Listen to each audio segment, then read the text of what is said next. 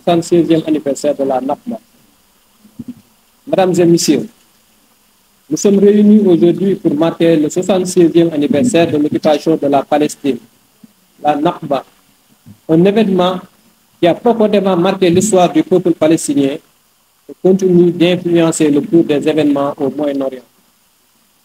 En 1948, plus de 700 000 Palestiniens ont été déplacés de Corse de leur foyer, un fait qui a transformé une grande partie de la population palestinienne en réfugiés et apatrides.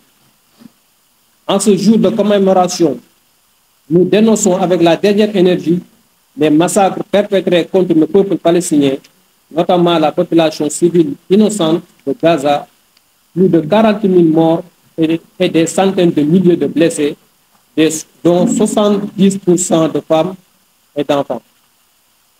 Le comité Palestine-Sénégal et l'ensemble des acteurs de la cause palestinienne soutient les efforts visant à la création d'un État palestinien libre, indépendant, conformément aux résolutions des Nations Unies.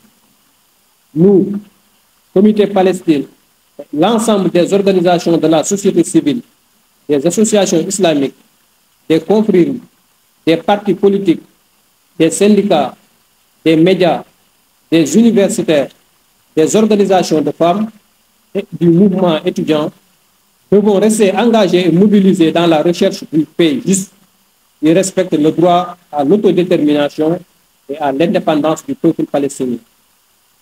Le Sénégal assure depuis 1975 la présidence du Comité des Nations Unies pour la défense des droits inaliénables du peuple palestinien. Nous saluons la position traditionnelle du Sénégal depuis toujours en faveur de l'autodétermination de la Palestine, réitérée de manière plus soutenue avec fermeté et courage par le président de la République, M. Bassirou Diomaye Faye, lors du 15e sommet de l'OCI tenu à Paris. Dans son discours en Gambie, le président de la République du Sénégal s'est dit particulièrement préoccupé par la situation catastrophique à Gaza sous le regard indifférent de la communauté internationale face à l'inertie du comité du Conseil de sécurité et au mépris des règles humanitaires les plus élémentaires. Le président de la République a aussi appelé à une mobilisation plus conséquente de la Oumma islamique pour un cessez-le-feu immédiat à Gaza et la solution à deux États. Le comité Palestine-Sénégal exige l'arrêt total, immédiat et sans condition du génocide, des crimes de guerre et des crimes contre l'humanité perpétrés par l'armée sioniste d'Israël à Gaza avec l'aide de l'Occident et particulièrement des États-Unis d'Amérique. Le comité Palestine-Sénégal invite la communauté internationale et l'OCI à trouver une solution rapide et durable à la cause humanitaire et à la volonté manifeste d'extermination du peuple palestinien. Le comité Palestine-Sénégal engage en perspective une série d'actions en collaboration avec l'ensemble des mouvements de soutien à la cause palestinienne. 1.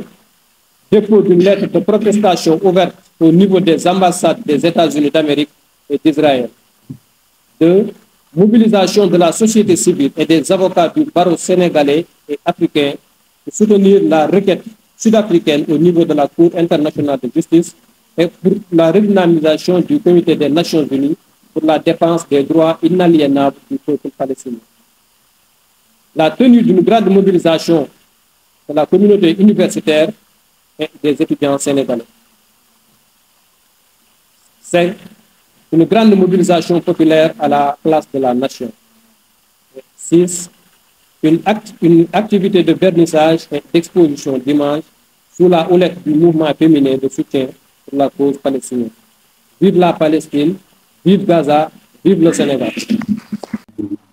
Merci, M. Barry. Merci, Jaïd. Merci tout le monde. Voilà. J'écris un petit mot pour le 15 mai. Le 15 mai, c'est une journée de plus grande importance pour le peuple palestinien. C'est la Nakba, la catastrophe. Elle symbolise l'expulsion et la déposition dont il est victime depuis 66 ans. En 1948, près de 531 villes et villages palestiniens ont été rasés de la carte.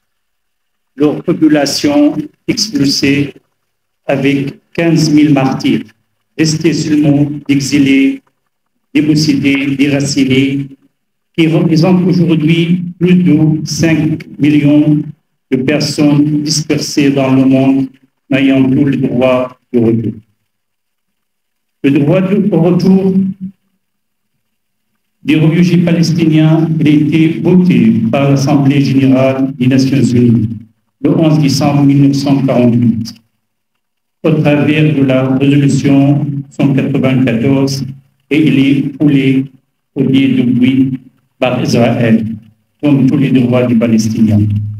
La Nakba ne représente pas des événements du passé, mais plutôt un processus de déposition et d'expulsion qui commençait en 1948 et qui est poursuivi jusqu'à aujourd'hui. Depuis le 7 octobre 2023, les Palestiniens sont en proie à un génocide sioniste sans précédent. 35 000 Palestiniens ont été martyrisés. Pour le plus, ce sont des femmes et des enfants. Plus de 88 000 personnes ont été blessées et 7 000 personnes ont été portées disparues. Environ 2 millions de personnes ont été déplacées de force, tandis que une grande partie de l'infrastructure civile a été complètement détruite. Il est essentiel que la communauté internationale agisse pour mettre fin à l'injustice actuelle, mettre en œuvre de toute urgence un cessez-le-feu immédiat et permanent et assurer la protection de l'ensemble de la population civile et lever le siège de Gaza et de fournir les aides nécessaires. Il est temps que les Palestiniens puissent être maîtres de leur propre histoire comme n'importe quelle autre nation légitime.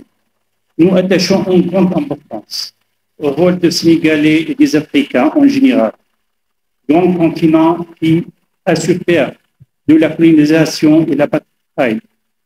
Nous exhortons la communauté internationale de s'activer de nouveau et s'engager réellement pour résoudre le corps de tous les problèmes au Proche-Orient. Les solutions du conflit israélo-palestinien ne sauraient pas être imposées par les forces, mais plutôt par le droit. Il n'y a ni de paix, ni de sécurité, ni de stabilité au Moyen-Orient sans la reconnaissance de droits légitimes et comblés du peuple palestinien. La paix sera gagnée. La paix ne sera pas gagnée par la violence, par le bombardement, par l'assassinat et par les F-16 et par la destruction des maisons et par la construction des colonies. Les méthodes qui sèment la mort ne construisent pas la paix. Une paix juste et durable, il faut créer pour les pays. Donc, une paix juste et durable, il faut créer l'État de la Palestine. État indépendant avec Jérusalem-Est pour capitale. L'occupation qui détruit le peuple palestinien dans tous ses aspects de sa vie et contre-production totale avec la vie. Merci beaucoup. Merci tout le monde. Merci de votre